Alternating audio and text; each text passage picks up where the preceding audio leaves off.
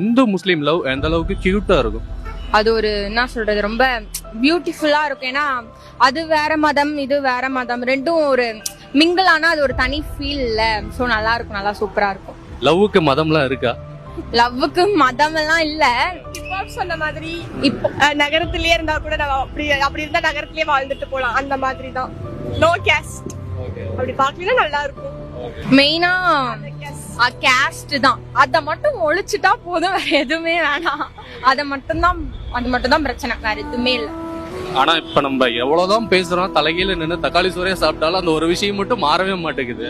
ஆமா ப்ரோ, அது மட்டும் தான் பிரச்சனை, மத்தபடி எதுவும் இல்ல. அதனாலே நிறைய ட்ரூவா லவ் பண்ணவங்களும் பாவம் விட்டு போயிடுறாங்க. என்ன பண்றது, அது மட்டும் பாக்கலாம், வீட்டுல பாக்கலாம், நல்லா சூப்பரா இருக்கும்.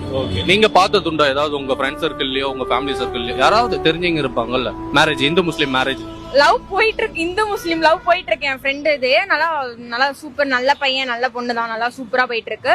நல்லா இருந்தா சரிதான் அவங்களும்.